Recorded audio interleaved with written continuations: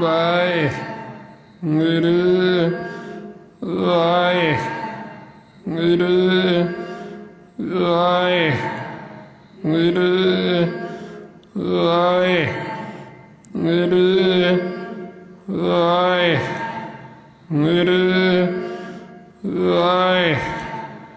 ਵਾਹਿਗੁਰੂ ਵਾਹਿਗੁਰੂ ਵਾਹਿਗੁਰੂ ਵਾਹਿਗੁਰੂ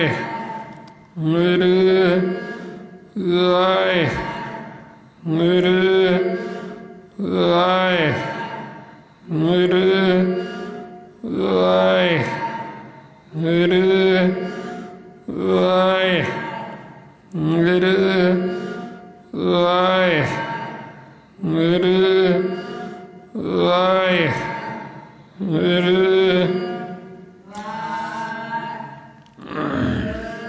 ਵਾਹਿਗੁਰੂ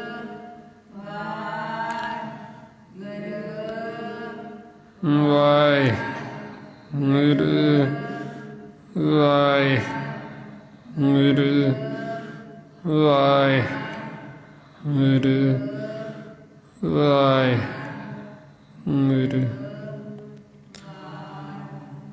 ਵਾਹਿਗੁਰੂ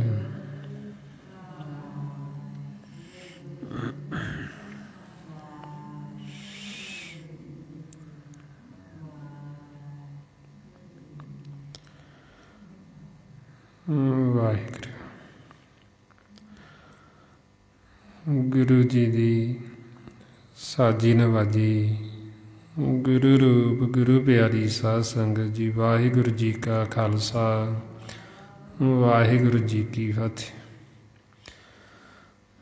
ਗੁਰਮੁਖ ਪਿਆਰਿਓ, ਜੋ ਆਪਾਂ ਨੂੰ ਸਤਿਗੁਰੂ ਗੁਰਬਾਣੀ ਗੁਰੂ ਦੁਆਰਾ ਸਾਰਾ ਉਪਦੇਸ਼ ਬਖਸ਼ਿਸ਼ ਕਰ ਰਹੇ, ਜੋ ਸਾਨੂੰ ਭੇਦ ਦੇ ਰਹੇ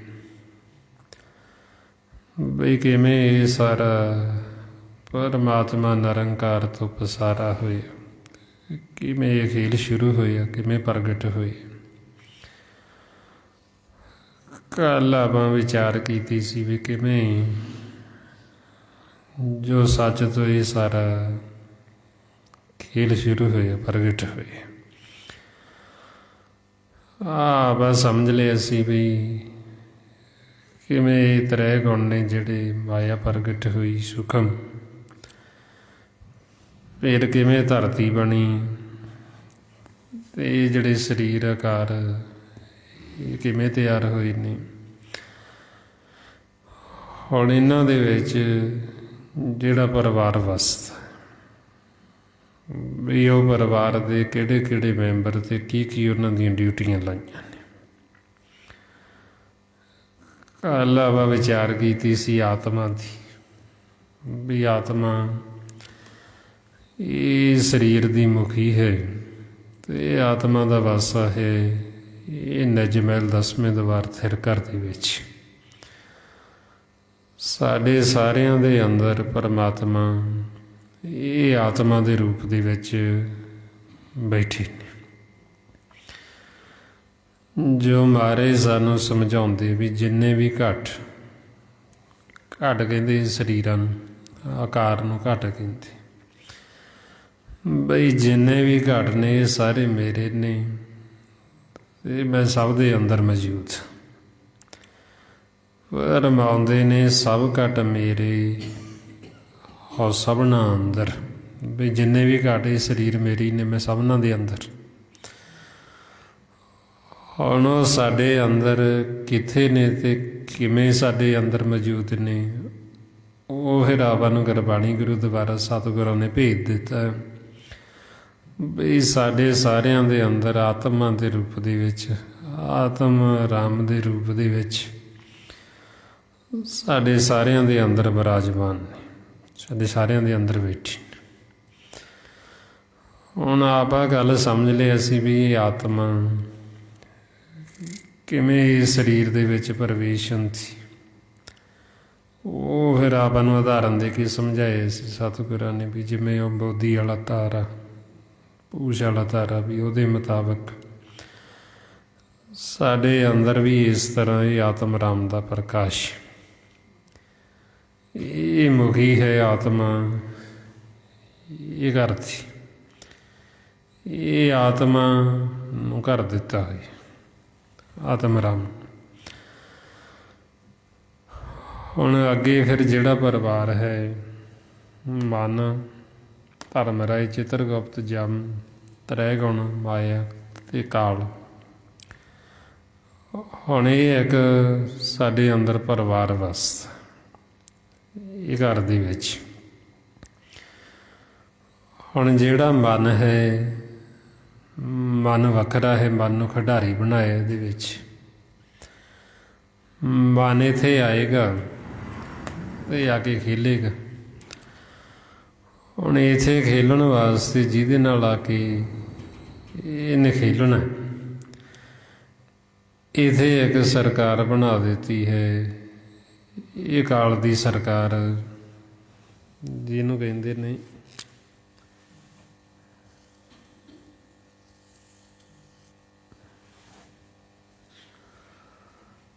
ਆ ਜਿਹੜੇ ਤ੍ਰੈ ਗੁਣ ਨੇ, ਜਿਹਨੂੰ ਮਾਇਆ ਕਹਿੰਦੇ। ਇਹਦੇ ਫਿਰ ਅੱਗੇ 5 ਜਰਨੈਲ, ਕਾਮ, ਕ੍ਰੋਧ, ਲੋਭ, ਮੋਹ, ਹੰਕਾਰ, ਇਹਦੇ ਤ੍ਰੈ ਗੁਣਾਂ ਦੀ ਇਹ ਕਾਲ ਨੂੰ ਸਰਕਾਰ ਬਣਾ ਕੇ ਦਿੱਤੀ, ਜਿਹਨੂੰ ਮਹਾਰਾਜ ਕਹਿੰਦੇ ਤ੍ਰੈ ਗੁਣ ਕਾਲੇ ਕੀ ਸਰਕਾਰ ਆ। ਇਹ ਜਿਹੜਾ ਧਰਮ ਰਾਏ, ਚਿਤਰਗੁਪਤ, ਜਮ, ਇਹ ਇੱਕ ਵੱਖਰੀ ਸਰਕਾਰ ਬਣਾ ਦਿੱਤੀ, ਇਹ ਵੱਖਰੀ ਹੈ।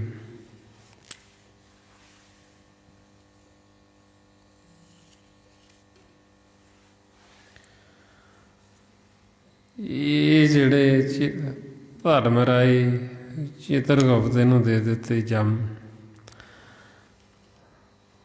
ਹੁਣ ਇਹ ਧਰਮ ਰਾਏ ਦੀ ਡਿਊਟੀ ਲਾ ਦਿੱਤੀ ਬਈ ਮਨ ਨੇ ਇੱਧਰ ਜੋ ਖੇਲਣ ਵਾਸਤੇ ਆਉਣਾ, ਸਵਾਸਾਂ ਦਾ ਧਨ ਦਿੱਤਾ ਜਾਣਾ ਇਹਨੂੰ, ਅਤੇ ਇਹ ਧਰਮ ਰਾਏ ਨੇ ਸਾਰੀ ਰਿਪੋਰਟ ਲੈਣੀ ਬਈ ਮਨ ਹੈ ਜਿਹੜਾ ਉਹ ਕਿੱਥੇ ਕਿੱਥੇ ਸਵਾਸਾਂ ਦਾ ਧਨ ਹੈ ਜਿਹੜਾ ਉਹ ਖਰਚ ਕਰੇਗਾ। ਉਹਦੇ ਵਾਸਤੇ ਫਿਰ ਇਹਨੂੰ ਇਹ ਚਿਤਰਗੁਪਤ ਦੇ ਦਿੱਤੀ। ਨਾਲ ਹੀ ਚਿਤਰਗੁਪਤ ਇਹਨੂੰ ਸਾਰੀ ਰਿਪੋਰਟ ਮਨ ਦੀ ਧਰਮ ਰਾਏ ਨੂੰ ਦੇਣਗੇ ਲਿਖ ਕੇ। ਫਿਰ ਨਾਲ ਹੀ ਜਮ ਨੇ ਇਹਨਾਂ ਨੂੰ ਦੁਸ਼ਟ ਆਤਮਾ ਦਾ ਵੀ ਨਾਮ ਦਿੱਤਾ, ਜਿਸ ਨੂੰ ਮਹਾਰਾਜ ਕਹਿੰਦੇ ਧਰਮ ਰਾਏ ਨੂੰ ਹੁਕਮ ਹੈ ਬਈ ਸੱਚਾ ਧਰਮ ਘਰੇ ਵਿਚਾਰ, ਦੂਜੇ ਭਾਈ ਦੁਸ਼ਟ ਆਤਮਾ ਇਹ ਤੇਰੀ ਸਰਕਾਰ। ਵੀ ਇਹ ਧਰਮ ਰਾਏ ਦੀ ਸਰਕਾਰ। ਚਿਤਰਗੁਪਤ ਨੂੰ ਜਮ ਦੇ ਦਿੱਤੇ ਵੀ ਜਦੋਂ ਮਨ ਦਾ ਸਮਾਂ ਖਤਮ ਹੋਏਗਾ ਜਮ ਇਹਨੂੰ ਵਾਪਸ ਲੈ ਜਾਣਗੇ। ਹੁਣ ਆਪਾਂ ਨੂੰ ਫਿਰ ਸਮਝਾਉਂਦੇ ਵੀ ਮਨ ਹੈ ਜਿਹੜਾ, ਮਨ ਵੱਖਰਾ ਹੈ, ਮਨ ਖਿਡਾਰੀ ਹੈ।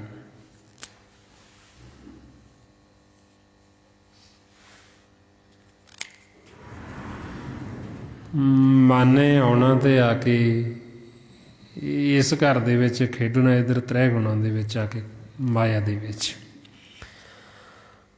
ਹੁਣ ਇਸ ਤਰ੍ਹਾਂ ਇੱਕ ਸਾਡੇ ਅੰਦਰ ਹੀ ਪਰਿਵਾਰ ਵਸਦਾ ਸਾਰਾ।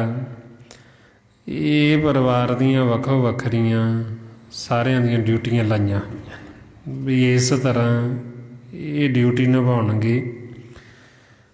ਮਨ ਨੇ ਆਉਣਾ ਇੱਧਰ, ਧਰਮ ਰਾਏ ਚਿਤਰਗੁਪਤ ਨੇ ਇਹਦਾ ਸਵਾਸਾਂ ਦਾ ਹਿਸਾਬ ਰੱਖਣਾ ਵੀ ਕਿੱਥੇ ਕਿੱਥੇ ਖਰਚ ਕਰੇਗਾ, ਕੀ ਕੁਝ ਕਰ ਰਹੇ।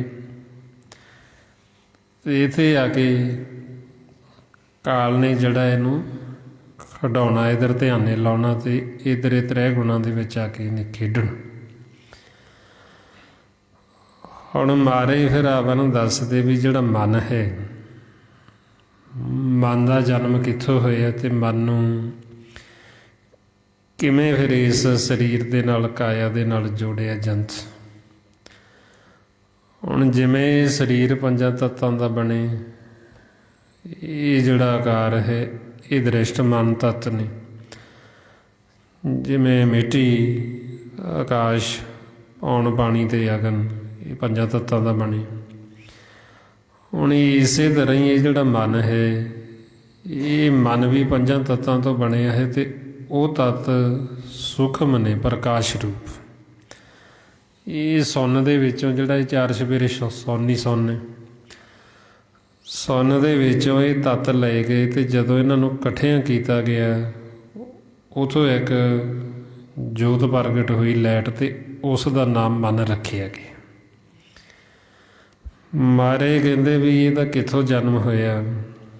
ਸਤਿਗੁਰੂ ਫਰਮਾਉਂਦੇ, ਇਹ ਮਨ ਕਰਮਾ, ਇਹ ਮਨ ਧਰਮਾ, ਇਹ ਮਨ ਪੰਚ ਤਤ ਤੇ ਜਨਮ। ਬਈ ਇਹ ਮਨ ਦਾ ਜਨਮ ਜਿਹੜਾ ਪੰਜਾਂ ਤੱਤਾਂ ਤੋਂ ਸੁੰਨ ਚੋਂ ਕਰਾ ਕੇ ਇਹ ਦੇਹ ਦੇ ਨਾਲ, ਕਾਇਆ ਦੇ ਨਾਲ ਜੋੜਿਆ ਗਿਆ। ਪੰਜ ਤੱਤ ਸੁਨੋ ਪ੍ਰਗਾਸਾ, ਦੇਹ ਸੰਜੋਗੀ ਕਰਮ ਅਭਿਆਸਾ। ਬਈ ਮਨ ਨੂੰ ਵੱਖਰਾ ਪ੍ਰਗਟ ਕਰਕੇ ਇਹਨੂੰ ਵੱਖਰੇ ਗਿਆਨ ਇੰਦਰੇ, ਕਰਮ ਇੰਦਰੇ ਦਿੱਤੇ ਜਾਂਦੇ। ਆਹ ਸਰੀਰ ਵੱਖਰਾ ਹੈ, ਮਨ ਦਾ ਸਰੀਰ ਵੱਖਰਾ ਹੈ। ਮਨ ਨੂੰ ਜਿਹੜੇ ਗਿਆਨ ਇੰਦਰੇ, ਕਰਮ ਇੰਦਰੇ ਦਿੱਤੇ ਗਏ ਉਹ ਵੱਖਰੇ ਨੇ। ਹੁਣ ਮਨ ਇਹਦੇ ਵਿੱਚ ਆਏਗਾ, ਸਵੇਰੇ ਆਏਗਾ ਅਤੇ ਰਾਤ ਨੂੰ ਵਾਪਸ ਚਲਾ ਜਾਏਗਾ। ਇਹ ਖਿਡਾਰੀ ਹੈ ਮਨ, ਇੱਥੇ ਸਦਾ ਨਹੀਂ ਰਹੇਗਾ। ਕੁਝ ਸਮੇਂ ਵਾਸਤੇ ਆਏਗਾ, ਆ ਕੇ ਖੇਲੇਗਾ ਅਤੇ ਮੁੜ ਕੇ ਇਹਨੇ ਵਾਪਸ ਜਾਣਾ। ਹੁਣ ਕਿੱਥੇ ਇਹਨੇ ਵਾਪਸ ਜਾਣਾ? ਇਹ ਰਹਿਣ ਵਾਲਾ ਉੱਪਰ ਜਿਹੜਾ ਸਾਡਾ ਘਰ ਹੈ, ਜਿਹਨੂੰ ਪਰਲੋਕ ਕਹਿੰਦੇ, ਪਰਲੋਕ ਦੇ ਵਿੱਚੋਂ ਇਹਨੇ ਆਉਣਾ ਮਨ ਨੇ। ਇਹ ਇੱਧਰ ਆ ਕੇ ਖੇਲਣਾ।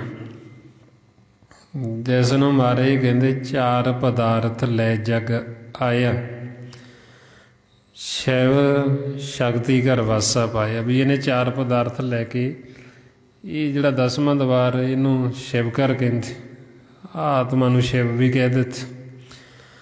ਪਹਿਲਾਂ ਇਹਨੇ ਸ਼ਿਵ ਘਰ ਆਉਣਾ ਅਤੇ ਫਿਰ ਇਹਨੇ ਆਹ ਸ਼ਕਤੀ ਮਾਇਆ ਘਰ ਆ ਜਾਣਾ, ਇੱਧਰ ਕਾਲ ਦੇ ਘਰ ਆ ਜਾਣਾ, ਤ੍ਰੈ ਗੁਣਾਂ ਦੇ ਵਿੱਚ।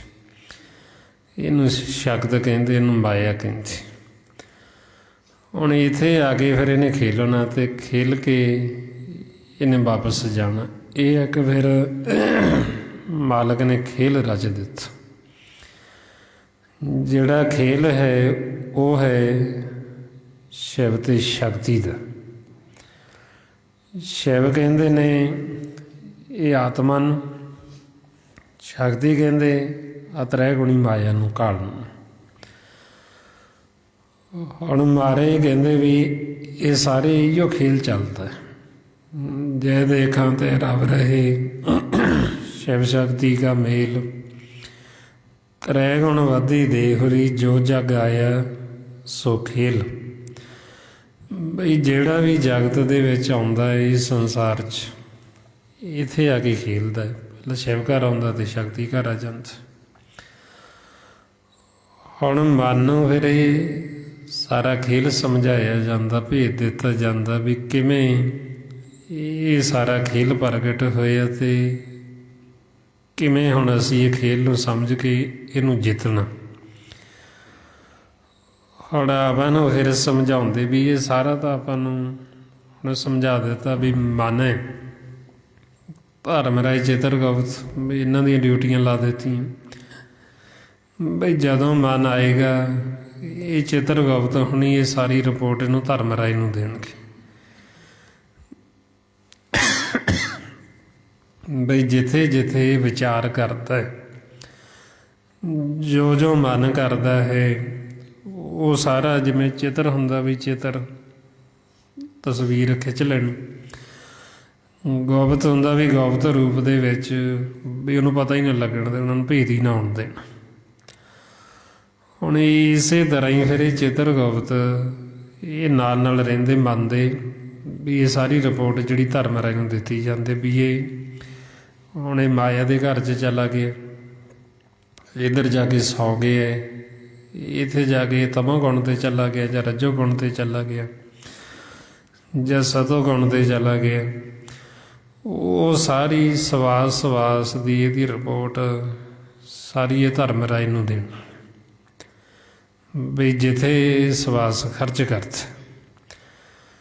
ਸ਼ੁਰੂ ਕਦੋਂ ਹੋਣਾ ਖਰਚ? ਜਿਉਂ ਹੀ ਅਸੀਂ ਮਨ ਆ ਕੇ ਸਰੀਰ 'ਚ ਪ੍ਰਵੇਸ਼ ਹੋਇਆ, ਜਿਉਂ ਹੀ ਅਸੀਂ ਬੋਲਣਾ ਸ਼ੁਰੂ ਕੀਤਾ ਉਦੋਂ ਹੀ ਇਹ ਸਾਡਾ ਖਰਚ ਸ਼ੁਰੂ ਹੋ ਜਾਣਾ।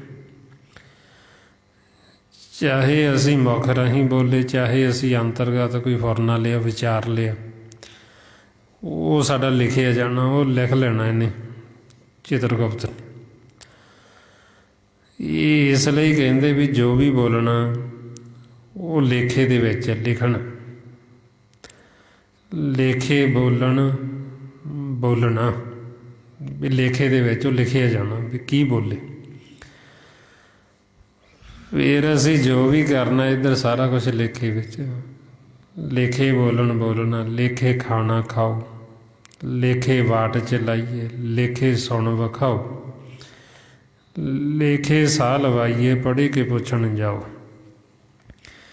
ਬਈ ਜੋ ਇਹ ਸੁਣਦਾ ਉਹ ਲਿਖੀ ਜਾਣਾ ਵੀ ਇਹ ਕਿੱਥੇ ਦੀ ਗੱਲ ਸੁਣਦਾ। ਵੀ ਇਹ ਆਕਾਸ਼ ਲੋਕ ਦੀ ਸੁਣ ਰਿਹਾ, ਭੂਮ ਲੋਕ ਦੀ ਸੁਣ ਰਿਹਾ ਕਿ ਜਾਂ ਪਾਤਾਲ ਲੋਕ ਦੀ ਸੁਣ ਰਿਹਾ, ਉਹ ਸਾਰਾ ਲਿਖੀ ਜਾਣਾ ਇਹਨਾਂ ਨੇ। ਜੋ ਅਸੀਂ ਦੇਖ ਰਹੇ ਹਾਂ ਉਹ ਸਾਡਾ ਲੇਖੇ ਵਿੱਚ ਉਹ ਇਹਨਾਂ ਨੇ ਲਿਖਣਾ ਵੀ ਅਸੀਂ ਕੀ ਦੇਖਦੇ, ਕੀ ਅਸੀਂ ਮਾਇਆ ਨੂੰ ਦੇਖ ਰਹੇ ਹਾਂ ਜਾਂ ਅਸੀਂ ਬ੍ਰਹਮ ਸੱਚ ਨੂੰ, ਪਰਮਾਤਮਾ ਨੂੰ ਦੇਖ ਰਹੇ ਹਾਂ। ਉਹ ਸਾਰਾ ਸਾਡਾ ਲੇਖੇ ਵਿੱਚ ਲਿਖਿਆ ਜਾਣਾ। ਫਿਰ ਇਸ ਲਈ ਆਵਾ ਨੂੰ ਸਮਝਾਉਂਦੇ ਵੀ ਇਹਨਾਂ ਦੀ ਡਿਊਟੀ ਚਿੱਤਰਗੁਪਤ ਦੀ, ਵੀ ਇਹਨਾਂ ਨੇ ਪਲ ਪਲ ਦੀ ਰਿਪੋਰਟ ਜਿਹੜੀ ਇਹ ਧਰਮ ਰਾਜ ਨੂੰ ਦਿੱਤੀ ਜਾਣੀ ਵੀ ਮਨ ਹੁਣ ਕੀ ਕਰਦਾ ਹੈ, ਕਿੱਥੇ ਚਲਾ ਗਿਆ। ਜਦੋਂ ਦਾ ਇਹ ਰਜੋਗੁਣ 'ਤੇ ਜਾਂਦਾ ਉਦੋਂ ਇਹਨੂੰ ਕਰਮਾ ਕਹਿੰਦੇ, ਜਦੋਂ ਇਹ ਸਤੋਗੁਣ 'ਤੇ ਜਾਂਦਾ ਉਦੋਂ ਇਹਨੂੰ ਧਰਮਾ ਕਹਿੰਦੇ ਵੀ ਧਰਮੀ। ਜਦੋਂ ਇਹ ਤਮੋਗੁਣ 'ਤੇ ਚਲਾ ਜਾਂਦਾ ਉਦੋਂ ਇਹਨੂੰ ਸਾਕਤ ਕਹਿੰਦੇ, ਉਦੋਂ ਇਹਨੂੰ ਮੂੜਾ ਕਹਿੰਦੇ, ਉਦੋਂ ਇਹਨੂੰ ਮੂਰਖ ਕਹਿੰਦੇ।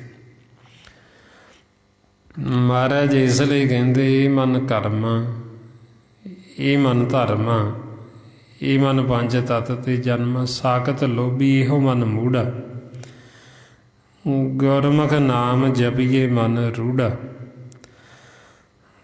ਬਈ ਜਦੋਂ ਤਾਂ ਇਹ ਇਸ ਤਰ੍ਹਾਂ ਚੱਲਦਾ ਇੱਧਰ ਮਾਇਆ ਦੇ ਵਿੱਚ ਆ ਕੇ ਫਿਰ ਇਹਨੂੰ ਇਸ ਤਰ੍ਹਾਂ ਵੱਖੋ ਵੱਖਰੇ ਨਾਮਾਂ ਦੇ ਨਾਲ ਸਮਝਾਇਆ ਵੀ ਹੁਣ ਇਹ ਧਰਮ ਹੀ ਹੱਟਦੇ ਚਲਾ ਗਿਆ। ਸਤੋਗੁਣ ਨੂੰ ਧਰਮ ਕਹਿੰਦੇ।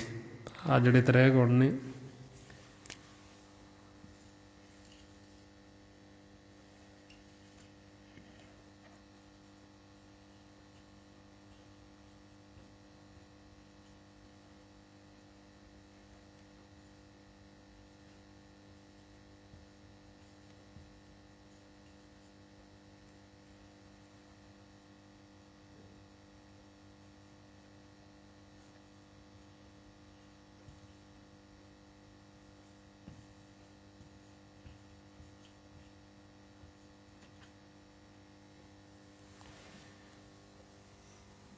ਇਹਨਾਂ ਤ੍ਰੈ ਗੁਣਾਂ ਨੂੰ ਹੀ ਮਾਇਆ ਕਹਿੰਦੇ। ਤੇ ਇੱਥੇ ਆ ਕੇ ਮਨ ਜਦੋਂ ਸਤੋਗੁਣ 'ਤੇ ਜਾਂਦਾ ਜਾਂ ਰਜੋਗੁਣ 'ਤੇ ਜਾਂ ਤਮੋਗੁਣ 'ਤੇ,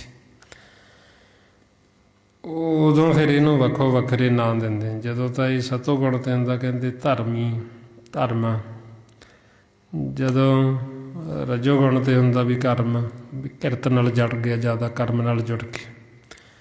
ਜਦੋਂ ਤਮੋਗੁਣੀ ਹੋ ਜਾਂਦਾ ਹੈ ਉਦੋਂ ਕਹਿੰਦੇ ਸਾਕਤ ਹੋ ਗਈ। ਹੁਣ ਮਾਰੇ ਫਿਰ ਇਸ ਲਈ ਸਮਝਾਉਂਦੇ ਵੀ ਇੱਥੇ ਸਾਰਾ ਅਕਾਲ ਦਾ ਖੇਲ ਚੱਲਦਾ। ਤ੍ਰੈ ਗੁਣਾਂ ਦਾ, ਮਾਇਆ ਦਾ, ਫਿਰ ਇੱਥੇ ਆ ਕੇ ਮਾਇਆ ਮਨ ਨੂੰ ਭਰਮ ਦੇ ਵਿੱਚ ਪਾਉਂਦੀ, ਭੁਲਾਉਂਦੀ। ਤ੍ਰੈ ਗੁਣ ਭਰਮ ਭੁਲਾਈ। ਬਈ ਜਦੋਂ ਮਨ ਇੱਥੇ ਆ ਗਿਆ ਤੇ ਇੱਥੇ ਇਹਨੇ ਭਰਮ 'ਚ ਪਾਉਣਾ, ਇਹਨੂੰ ਭੁਲਾਉਣਾ, ਇਹਨੂੰ ਤਮਾਸ਼ਾ ਕਰਕੇ ਦਿਖਾਉਣਾ। ਇੱਥੇ ਸਾਰਾ ਤਮਾਸ਼ਾ ਹੁੰਦਾ। ਫਿਰ ਇਹ ਕਾਲ ਦਾ, ਇਹ ਕਾਲ ਦੀ ਸਰਕਾਰ ਹੈ। ਤ੍ਰੈ ਗੁਣ ਕਾਲੇ ਕੀ ਸਰਕਾਰ ਹੈ। ਹੁਣ ਇੱਥੇ ਇਹ ਸਾਰਾ ਜਿਹੜਾ ਇਹਨੂੰ ਕਾਲ ਦੀ ਡਿਊਟੀ ਲਾਈ ਵੀ ਜਿੰਨਾ ਵੀ ਇਹ ਦ੍ਰਿਸ਼ਟ ਮਨ ਜੋ ਵੀ ਸਾਨੂੰ ਨਜ਼ਰ ਆਉਂਦਾ ਹੈ, ਇਹ ਸਰੀਰ ਵੀ, ਹੋਰ ਜਿੰਨੇ ਖੰਡ ਬ੍ਰਹਿਮੰਡ ਜੋ ਵੀ ਸਾਨੂੰ ਇਹਨਾਂ ਅੱਖਾਂ ਦੁਆਰਾ ਨਜ਼ਰ ਆਉਂਦਾ ਦ੍ਰਿਸ਼ਟਮਾਨ, ਉਹ ਸਾਰਾ ਕੁਛ ਇਹ ਕਾਲ ਦੇ ਸਪੁਰਦ ਕੀਤਾ ਹੋਇਆ। ਇਹਦਾ ਮੁਖੀ ਇਹ ਕਾਲ ਹੈ। ਪਰਮਾਤਮਾ ਨਿਰੰਕਾਰ ਨੇ ਇਹਨੂੰ ਆਪ ਸੌਂਪੇ। ਮਾਰੇ ਕਹਿੰਦੇ ਖੰਡ ਪਤਾਲ ਦੀਪ ਸਭ ਲੋਆ ਸਭ ਕਾਲੇ ਵਸ ਆਪ ਰੱਬ ਕੀ ਆ, ਵੀ ਮਾਲਕ ਨੇ ਕਾਲ ਨੂੰ ਸੌਂਪ ਦਿੱਤਾ ਬਈ ਇਹ ਜਿਹੜੀ ਮਾਇਆ ਦ੍ਰਿਸ਼ਟ ਮਾਨਵੀ ਜੋ ਨਜ਼ਰ ਆਉਂਦੀ ਤੇ ਸੂਖਮ ਮਾਇਆ ਵੀ, ਇਹ ਤ੍ਰੈ ਗੁਣ। ਇਹ ਮਾਇਆ ਦੋ ਪ੍ਰਕਾਰ ਦੀ, ਇੱਕ ਮਾਇਆ ਜਿਹੜੀ ਸਾਨੂੰ ਨਜ਼ਰ ਆਉਂਦੀ ਇਹਨਾਂ ਅੱਖਾਂ ਦੁਆਰਾ, ਇਹ ਸਰੀਰ, ਇਹਨੂੰ ਮਾਇਆ ਕਹਿੰਦੇ। ਇਹੋ ਸਰੀਰ ਸਭ ਮੂਲ ਹੈ ਮਾਇਆ। ਦੂਜੇ ਭਾਏ ਭਰਮ ਭੁਲਾਏ। ਦੂਸਰੀ ਮਾਇਆ ਇਹ ਤ੍ਰੈ ਗੁਣ, ਰਜਗੁਣ ਤਮਗੁਣ ਸਤਗੁਣ ਕਹੀਏ, ਇਹ ਤੇਰੀ ਸਭ ਮਾਇਆ। ਹੁਣ ਮਾਲਕ ਨੇ ਕੀ ਖੇਲ ਬਣਾਈ ਵੀ ਸਾਨੂੰ ਇਹ ਜੋ ਨਜ਼ਰ ਆਉਂਦਾ, ਮਾਇਆ ਤਾਂ ਨਜ਼ਰ ਆਉਂਦੀ ਹੈ, ਸਰੀਰ ਆਕਾਰ ਨਜ਼ਰ ਆਉਂਦਾ, ਪਰ ਜੋ ਮਾਲਕ ਹੈ ਉਹ ਸਾਨੂੰ ਨਜ਼ਰ ਨਹੀਂ ਆਉਂਦਾ। ਜੋ ਇਹ ਸੂਖਮ ਹੈ ਇਹ ਵੀ ਸਾਨੂੰ ਨਜ਼ਰ ਨਹੀਂ ਆਉਂਦਾ, ਸਾਨੂੰ ਇਹਦਾ ਵੀ ਨਹੀਂ ਭੇਤ। ਹੁਣ ਇਸ ਵਾਸਤੇ ਫਿਰ ਸਾਨੂੰ ਇਹ ਸਾਰਾ ਭੇਤ ਦਿੱਤਾ ਜਾਂਦਾ ਸਤ ਸੰਗਤ ਦੇ ਵਿੱਚ, ਸਤਿਗੁਰੂ ਸਮਝਾਉਂਦੇ ਵੀ ਤਾਂ ਕਿ ਸਾਨੂੰ ਪਤਾ ਲੱਗ ਜੇ ਵੀ ਸੰਸਾਰ ਦੇ ਵਿੱਚ ਜੀਵ ਦੁਖੀ ਕਿਉਂ, ਦੁੱਖ ਇੱਥੇ ਆ ਮਾਇਆ ਦੇ ਘਰ ਦੇ ਵਿੱਚ ਆ ਕੇ। ਉਹ ਵੀ ਤਾਂ ਦੁੱਖ ਹੈ ਜਦੋਂ ਅਸੀਂ ਅਗਿਆਨਤਾ ਦੇ ਵਿੱਚ ਖੇਲ ਖੇਲਦੇ ਹਾਂ। ਜਦੋਂ ਸਾਨੂੰ ਗਿਆਨ ਨਹੀਂ ਹੁੰਦਾ ਫਿਰ ਅਸੀਂ ਇੱਥੇ ਦੁਖੀ ਹੁੰਦੇ। ਜੇ ਸਾਨੂੰ ਗਿਆਨ ਹੈ, ਜੇ ਸਾਨੂੰ ਸੋਝੀ ਹੈ, ਫਿਰ ਸਾਨੂੰ ਇੱਥੇ ਵੀ ਕੋਈ ਦੁੱਖ ਨਹੀਂ। ਜੇ ਸਾਨੂੰ ਇਹ ਖੇਲ ਦੀ ਚੰਗੀ ਤਰ੍ਹਾਂ ਸਮਝ ਲੱਗ ਜਾਂਦੀ ਵੀ ਇਹ ਤਾਂ ਖੇਲ ਹੈ, ਸੰਸਾਰ ਦੇ ਵਿੱਚ ਆਏ ਹਾਂ ਅਤੇ ਇੱਥੋਂ ਅਸੀਂ ਵਾਪਸ ਮੁੜ ਜਾਣਾ, ਅਸੀਂ ਕਿਹੜਾ ਇੱਥੇ ਬੈਠੇ ਰਹਿਣਾ, ਫਿਰ ਸਾਨੂੰ ਇੱਥੇ ਕੋਈ ਦੁੱਖ ਨਹੀਂ। ਦੁੱਖ ਉਦੋਂ ਜਦੋਂ ਅਸੀਂ ਇੱਥੇ ਦੇ ਵਾਸੀ ਬਣ ਜਾਂਦੇ, ਜਦੋਂ ਅਸੀਂ ਸਮਝਦੇ ਹਾਂ ਵੀ ਅਸੀਂ ਕਿਹੜਾ ਇੱਥੋਂ ਜਾਣਾ ਹੈ, ਅਸੀਂ ਤਾਂ ਇੱਥੇ ਹੀ ਰਹਿਣਾ ਹੈ, ਉਹਦੇ ਵਾਸਤੇ ਅਸੀਂ ਪੱਕਾ ਇੰਤਜ਼ਾਮ ਕਰਦੇ ਇੱਥੇ ਰਹਿਣ ਲਈ। ਫਿਰ ਅਸੀਂ ਇੱਥੇ ਵੱਜ ਜਾਂਦੇ ਹਾਂ ਅਤੇ ਫਿਰ ਅਸੀਂ ਦੁਖੀ ਹੁੰਦੇ ਹਾਂ, ਫਿਰ ਸਾਨੂੰ ਦੁੱਖ ਸੁੱਖ ਲੱਗਣੇ ਸ਼ੁਰੂ ਹੋ ਜਾਂਦੇ। ਮਹਾਰਾਜ ਸਾਨੂੰ ਸਮਝਾਉਂਦੇ ਬਈ ਖੇਲ ਹੈ, ਅਸੀਂ ਇੱਥੇ ਆਉਣਾ, ਖੇਲਣਾ ਅਤੇ ਖੇਲ ਨੂੰ ਜਿੱਤ ਕੇ ਵਾਪਸ ਜਾਣਾ ਆਪਦੇ ਘਰ ਨੂੰ, ਆਪਦੇ ਦੇਸ਼। ਹੁਣ ਇਹ ਰੋਜ਼ ਦੀ ਰੋਜ਼ ਦਾ ਖੇਲ ਹੈ, ਦਿਨ ਦਾ ਅਤੇ ਰਾਤ ਦਾ। ਦਿਨੇ ਆਏ ਆ ਕੇ ਇੱਥੇ ਮਾਇਆ ਦੇ ਘਰ 'ਚ ਤ੍ਰੈ ਗੁਣਾਂ 'ਚ ਖੇਲੇ ਅਤੇ ਰਾਤ ਨੂੰ ਵਾਪਸ ਚਲੇ ਗਏ ਆਪਦੇ ਘਰ। ਜੇ ਹੁਣ ਅਸੀਂ ਇਹ ਖੇਲ ਨੂੰ ਸਮਝ ਜਾਵਾਂਗੇ ਚੰਗੀ ਤਰ੍ਹਾਂ, ਫਿਰ ਅਸੀਂ ਦੁਖੀ ਨਹੀਂ ਹੋਵਾਂਗੇ। ਜੋ ਮਹਾਰਾਜ ਸਾਨੂੰ ਰੋਜ਼ ਹੀ ਸਮਝਾਉਂਦੇ, ਦਿਵਸ ਰਾਤ ਦੋਇ ਦਾਈ ਦਾਇਆ ਖੇਲੇ ਸਗਲ ਜਗਤ, ਵੀ ਸਾਰਾ ਜਗਤ ਇਸੇ ਖੇਲ ਦੇ ਵਿੱਚ ਹੀ ਖੇਲ ਰਿਹਾ ਅਤੇ ਆਪਾਂ ਵੀ ਆ ਗਏ। ਹੁਣ ਅਸੀਂ ਆ ਤਾਂ ਗਏ ਹਾਂ ਇੱਥੇ, ਪਰ ਇੱਥੋਂ ਵਾਪਸ ਜਾਣ ਦਾ ਅਸੀਂ ਰਾਹ ਭੁੱਲ ਗਏ ਵੀ ਅਸੀਂ ਹੁਣ ਜਾਣਾ ਕਿਵੇਂ ਵਾਪਸ। ਰਾਹ ਕਿਵੇਂ ਭੁੱਲੇ, ਕਿਉਂਕਿ ਇੱਥੇ ਭੁੱਲ ਭੁਲਈਆ। ਜਿਵੇਂ ਕਈ ਰਸਤੇ ਐਸੇ ਹੁੰਦੇ ਵੀ ਜੀਵ ਉੱਥੇ ਭੁੱਲ ਜਾਂਦਾ, ਪਤਾ ਹੀ ਨਹੀਂ ਲੱਗਦਾ, ਘੁੰਮਣ ਘੇਰੀ।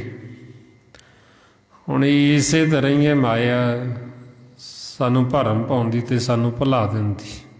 ਤਾਂ ਮਾਰੇ ਕਹਿੰਦੇ ਤ੍ਰੈ ਗੁਣ ਭਰਮ ਭੁਲਾਈ, ਵੀ ਇਹਦੇ ਵਿੱਚ ਭਰਮ ਭੁਲੇਖਾ ਹੈ। ਹੁਣ ਇਹ ਭੁਲੇਖਾ ਇਹਨੇ ਮਨ ਨੂੰ ਪਾ ਦਿੱਤਾ ਅਤੇ ਮਨ ਭੁੱਲ ਗਿਆ। ਭੁੱਲਿਆ ਕਰਕੇ ਹੁਣ ਇਹਨੂੰ ਪਤਾ ਨਹੀਂ ਵੀ ਮੈਂ ਜਾਣਾ ਕਿਵੇਂ ਵਾਪਸ। ਹੁਣ ਉਦੋਂ ਮਾਰੇ ਫਿਰ ਕਹਿੰਦੇ ਜਦੋਂ ਅਸੀਂ ਘਰ ਨੂੰ ਜਾਣ ਦਾ ਰਾਹ ਭੁੱਲ ਗਏ, ਮਾਰੇ ਕਹਿੰਦੇ ਪੰਥਾ ਪ੍ਰੇਮ ਨਾ ਜਾਣੀ ਭੁੱਲੀ ਫਿਰੇ ਗਵਾਰ। ਬਈ ਜਿਹੜਾ ਪੰਥ ਘਰ ਨੂੰ ਜਾਂਦਾ ਸੀ ਰਾਹ, ਉਹ ਭੁੱਲ ਗਏ ਅਤੇ ਇੱਥੇ ਆ ਕੇ ਫਿਰ ਇੱਥੇ ਦੇ ਵਸਿੰਦੇ ਬਣ ਕੇ ਰਹਿ ਗਏ। ਹੁਣ ਜਦੋਂ ਅਸੀਂ ਇੱਥੇ ਆ ਕੇ ਇੱਥੇ ਦੀ ਬਣ ਕੇ ਰਹਿ ਗਏ, ਫਿਰ ਇਹ ਕਾਲ ਹੈ ਜਿਹੜਾ ਇਹ ਤਮਾਸ਼ਾ ਕਰਕੇ ਦਿਖਾਉਂਦਾ ਵੀ ਤਾਂ ਕਿ ਇਹ ਤਮਾਸ਼ੇ ਦੇ ਵਿੱਚ ਹੀ ਤਮਾਸ਼ਾ ਹੀ ਦੇਖੀ ਜਾਣ, ਇਹ ਕਿਤੇ ਮਾਲਕ ਨੂੰ ਨਾ ਦੇਖਣ ਲੱਗ ਜਾਣ, ਇਹ ਕਿਤੇ ਘਰ ਨਾ ਵਾਪਸ ਚਲੇ ਜਾਣ। ਉਹ ਫਿਰ ਮਹਾਰਾਜ ਕਹਿੰਦੇ ਗੁਰੂ ਗੋਬਿੰਦ ਸਿੰਘ ਜੀ, ਕਾਲ ਪਾਏ ਬ੍ਰਹਮਾ ਬਪਤਰਾ, ਕਾਲ ਪਾਏ शिव जू अवतारा, काल पाए कर विष्णु प्रकाशा, सगल काल का किया तमाशा। भी ये तमाशा इत्थे, ये काल दा माया। ਹੁਣ ਤਾਈਓ ਮਹਾਰਾਜ ਕਹਿੰਦੇ ਵੀ ਜਿਹੜਾ ਤਮਾਸ਼ਾ ਹੁੰਦਾ, ਜਿਵੇਂ ਜਾਦੂਗਰ ਜਾਦੂ ਦਿਖਾਉਂਦਾ, ਹੁਣ ਉਹ ਅਸਲ ਦੇ ਵਿੱਚ ਹੁੰਦਾ ਤਾਂ ਭੁਲੇਖਾ ਹੀ ਹੈ, ਭਰਮ ਹੀ ਹੁੰਦਾ। ਹੁਣ ਇਸੇ ਤਰ੍ਹਾਂ ਹੀ ਇਹ ਮਾਇਆ ਸਾਨੂੰ ਭੁਲੇਖਾ ਹੈ, ਭਰਮ ਹੈ ਵੀ ਇਹ ਮਾਇਆ ਦੇ ਵਿੱਚੋਂ ਸਾਨੂੰ ਸੁੱਖ ਮਿਲੇਗਾ, ਜਾਂ ਅਸੀਂ ਇੱਥੇ ਕੋਈ ਚੀਜ਼ ਨੂੰ ਆਪਦੀ ਬਣਾ ਲਾਂਗੇ। ਇੱਥੇ ਹੁਣ ਸੁੱਖ ਨਹੀਂ ਮਿਲਦਾ, ਭਰਮ ਹੀ ਭਰਮ। ਸੋ ਤਾਂ ਫਿਰ ਮਹਾਰਾਜ ਕਹਿੰਦੇ ਵੀ ਇਹ ਜੋ ਇਹ ਕਾਲ ਦਾ ਦੇਸ਼ ਹੈ, ਮਾਇਆ, ਇਹਨੂੰ ਮਹਾਰਾਜ ਕਹਿੰਦੇ ਵੀ ਇਹ ਦੁਨੀਆ ਜਿਹੜੀ ਇਹ ਮੇਲਾ ਹੈ, ਵੀ ਇਹ ਮੇਲਾ ਸਦਾ ਨਹੀਂ ਰਹਿਣ ਵਾਲਾ। ਇਹ ਜੋ ਦੁਨੀਆ ਸ਼ਹਿਰ ਮੇਲਾ ਦਸਤਗੀਰੀ ਨਾ ਹੈ, ਵੀ ਇੱਥੇ ਸਦਾ ਨਹੀਂ ਰਹਿਣ ਵਾਲਾ। ਇਹ ਜਾਦੂ ਦਾ ਤਮਾਸ਼ਾ ਹੈ, ਵੀ ਇੱਥੇ ਕੋਈ ਵੀ ਚੀਜ਼ ਸਦਾ ਥਿਰ ਰਹਿਣ ਵਾਲੀ ਨਹੀਂ ਹੈ। ਅਤੇ ਤਾਂ ਫਿਰ ਸਾਨੂੰ ਕਹਿੰਦੇ ਵੀ ਤੁਸੀਂ ਖੋਜ ਕਰੋ ਆਪਣੇ ਆਪੇ ਦੀ, ਆਪਦੇ ਘਰ ਦੀ। ਇੱਥੇ ਬੰਦੇ ਖੋਜ ਦਿਲ ਹਰ ਰੋਜ਼, ਨਾ ਫਿਰ ਪਰੇਸ਼ਾਨੀ ਮਾਹੀ। ਜੇ ਹੁਣ ਅਸੀਂ ਖੋਜ ਕਰਾਂਗੇ ਆਪਣੇ ਆਪੇ ਦੀ, ਆਪਦੇ ਘਰ ਦੀ, ਫਿਰ ਅਸੀਂ ਪਰੇਸ਼ਾਨ ਨਹੀਂ ਹੋਵਾਂਗੇ, ਫਿਰ ਅਸੀਂ ਦੁਖੀ ਨਹੀਂ ਹੋਵਾਂਗੇ। ਦੁੱਖ ਉਦੋਂ ਜਦੋਂ ਅਸੀਂ ਬੇਗਾਨੇ ਨੂੰ ਆਪਦਾ ਸਮਝ ਲਿਆ ਵੀ ਸਾਡਾ, ਫਿਰ ਦੁੱਖ। ਹੁਣ ਇਸ ਲਈ ਫਿਰ ਆਪਾਂ ਨੂੰ ਸੱਚੇ ਪਾਤਸ਼ਾਹ ਸਮਝਾਉਂਦੇ ਵੀ ਇਹ ਖੇਲ ਜਿਹੜਾ ਸਾਰਾ ਸ਼ੁਰੂ ਕੀਤਾ ਮਾਲਕ ਨੇ, ਪਰਮਾਤਮਾ ਨੇ। ਹੁਣ ਆਪਾਂ ਨੂੰ ਫਿਰ ਸਮਝਾਉਂਦੇ ਵੀ ਤੁਸੀਂ ਹੁਣ ਇਹ ਵਿਚਾਰ ਕੇ ਦੱਸੋ ਵੀ ਤੁਹਾਡੇ ਵਿੱਚ ਤੁਹਾਡਾ ਆਪਣਾ ਕੀ ਹੈ। ਵੀ ਅਸੀਂ ਇਹ ਜਿਹੜਾ ਸਰੀਰ ਹੈ, ਆਕਾਰ, ਇਹ ਅਸੀਂ ਆਕਾਰ ਤਿਆਰ ਕੀਤਾ ਹੋਵੇ, ਜਾਂ ਅਸੀਂ ਜਿਹੜੇ ਪੰਜ ਤੱਤ ਨੇ ਤੱਤ ਬਣਾਏ ਹੋਣ, ਅਸੀਂ ਧਰਤੀ, ਆਕਾਸ਼, ਜਾਂ ਪੌਣ, ਜਾਂ ਪਾਣੀ, ਜਾਂ ਅਗਨ, ਇਹ ਅਸੀਂ ਬਣਾਏ ਹੋਣ। ਹੁਣ ਆਪਾਂ ਇਹਨਾਂ 'ਚੋਂ ਵੀ ਕੋਈ ਚੀਜ਼ ਨਹੀਂ ਬਣਾਈ। ਫਿਰ ਆਹ ਜਿਹੜਾ ਪਰਿਵਾਰ ਹੈ, ਆਹ ਸਾਰਾ ਕੁਛ ਜੋ ਆਪਣੇ ਅੰਦਰ ਚੱਲਦਾ, ਅੰਦਰ ਹੈ। ਮਹਾਰਾਜ ਕਹਿੰਦੇ ਵੀ ਇਹ ਪਰਿਵਾਰ ਦੇ ਮੈਂਬਰ ਤੁਸੀਂ ਕੋਈ ਬਣਾਇਆ ਹੋਵੇ। ਹੁਣ ਇਹ ਪਰਿਵਾਰ ਦਾ ਮੈਂਬਰ ਵੀ ਅਸੀਂ ਕੋਈ ਨਹੀਂ ਬਣਾਏ। ਫਿਰ ਮਹਾਰਾਜ ਕਹਿੰਦੇ ਵੀ ਹੁਣ ਵਿਚਾਰ ਕੇ ਦੱਸੋ ਵੀ ਤੁਹਾਡੇ ਵਿੱਚ ਤੁਹਾਡਾ ਆਪਦਾ ਕੀ ਹੈ। ਬਈ ਇਹ ਸਰੀਰ ਵੀ ਨਹੀਂ ਅਸੀਂ ਬਣਾਇਆ, ਤੱਤ ਵੀ ਨਹੀਂ ਅਸੀਂ ਤਿਆਰ ਕੀਤੇ, ਅਤੇ ਇਹ ਜਿਹੜਾ ਪਰਿਵਾਰ ਹੈ, ਪਰਿਵਾਰ ਵੀ ਨਹੀਂ ਅਸੀਂ ਤਿਆਰ ਕੀਤਾ। ਫਿਰ ਆਪਾਂ ਨੂੰ ਸਮਝਾਉਂਦੇ ਵੀ ਹੁਣ ਦੱਸੋ ਤੁਹਾਡੇ ਵਿੱਚ ਤੁਹਾਡਾ ਕੀ ਹੈ। ਆਪਾਂ ਫਿਰ ਕਹਿੰਦੇ ਵੀ ਸਾਡੇ 'ਚ ਸਾਡਾ ਕੁਛ ਵੀ ਨਹੀਂ। ਫਿਰ ਮਹਾਰਾਜ ਕਹਿੰਦੇ ਵੀ ਕਿਹਦਾ ਹੈ, ਜਦੋਂ ਤੁਹਾਡੇ 'ਚ ਤੁਹਾਡਾ ਤਾਂ ਕੁਛ ਹੈ ਨਹੀਂ, ਫਿਰ ਕਿਹਦਾ ਹੈ? ਜਿਹਤੋਂ ਸਾਰਾ ਪ੍ਰਗਟ ਹੋਇਆ, ਜਿਹਨੇ ਸਾਰਾ ਕੁਛ ਪੈਦਾ ਕੀਤਾ, ਉਹਦਾ। ਅਤੇ ਉਹ ਹੈ ਪਰਮਾਤਮਾ, ਵਾਹਿਗੁਰੂ। ਫਿਰ ਇਸ ਅਵਸਥਾ ਦੇ ਵਿੱਚ ਲਿਜਾ ਕੇ ਆਪਾਂ ਨੂੰ ਬ੍ਰਹਮ ਦਾ ਗਿਆਨ ਦਿੰਦੇ ਹੋਏ ਮਹਾਰਾਜ ਕਹਿੰਦੇ, ਕਬੀਰ ਮੇਰਾ ਮੁਝ ਮੇਂ ਕਿਛ ਨਹੀਂ, ਜੋ ਕਿਛ ਹੈ ਸੋ ਤੇਰਾ, ਤੇਰਾ ਤੁਝ ਕੋ ਸੌਂਪਤੇ ਕਿਆ ਲਾਗੇ ਮੇਰਾ। ਬਈ ਮੇਰੇ ਵਿੱਚ ਤਾਂ ਮੇਰਾ ਕੁਝ ਵੀ ਨਹੀਂ ਹੈ। ਕਿਹਦਾ ਹੈ? ਪਰਮਾਤਮਾ। ਜਦੋਂ ਫਿਰ ਆਪਣੇ ਵਿੱਚ ਆਪਣਾ ਕੁਛ ਹੈ ਹੀ ਨਹੀਂ, ਅਤੇ ਫਿਰ ਆਪਾਂ ਕੌਣ ਹੋਏ? ਮਾਰੇ ਪਰਮਾਤਮਾ। ਜਦੋਂ ਸਾਡੇ ਵਿੱਚ ਸਾਡਾ ਕੁਛ ਹੈ ਹੀ ਨਹੀਂ, ਅਤੇ ਕਿਹਦਾ? ਪਰਮਾਤਮਾ ਦਾ। ਅਤੇ ਫਿਰ ਇਹ ਕੌਣ ਹੋਇਆ? ਇਹਨੂੰ ਕਹਿੰਦੇ ਪਰਮਾਤਮਾ ਦਾ ਸਰਗੁਣ ਰੂਪ। ਬਈ ਮਾਲਕ ਦਾ ਇੱਕ ਰੂਪ ਹੈ ਨਿਰਗੁਣ, ਇਹ ਖਾਲੀ ਖੱਲਾ ਨਿਰੰਕਾਰ ਜੋ ਚਾਰ ਛਪੇਰੇ ਮੌਜੂਦ ਹੈ। ਦੂਸਰਾ ਮਾਲਕ ਦਾ ਰੂਪ ਹੈ ਸਰਗੁਣ। ਸਰਗੁਣ ਕਹਿੰਦੇ ਆਕਾਰਾਂ ਨੂੰ, ਸਰੀਰਾਂ ਨੂੰ ਸਰਗੁਣ ਰੂਪ ਕਹਿੰਦੇ। ਸੋ ਐਸੀ ਅਵਸਥਾ 'ਚ ਫਿਰ ਆਪਾਂ ਨੂੰ ਲਿਜਾ ਕੇ ਸਮਝਾਉਂਦੇ ਵੀ ਇਹ ਸਾਰਾ ਮੇਰਾ ਆਪਣਾ ਖੇਲ ਹੈ, ਬਈ ਇਹ ਨਿਰਗੁਣ ਦੇ ਵਿੱਚੋਂ ਹੀ ਮੈਂ ਆਪਣਾ ਸਰਗੁਣ ਰੂਪ ਪ੍ਰਗਟ ਕੀਤਾ ਅਤੇ ਇਹ ਸਾਰਾ ਕੁਛ ਮੇਰਾ ਹੀ ਪੈਦਾ ਕੀਤਾ ਹੋਇਆ। ਮਹਾਰਾਜ ਇਸ ਲਈ ਫਰਮਾਉਂਦੇ, ਸਰਗੁਣ ਨਿਰਗੁਣ ਨਿਰੰਕਾਰ, ਸੋਨ ਸਮਾਧੀ ਆਪ ਆਪਣ ਕੀਆ ਨਾਨਕਾ, ਆਪੇ ਹੀ ਫਿਰ ਜਾਪ।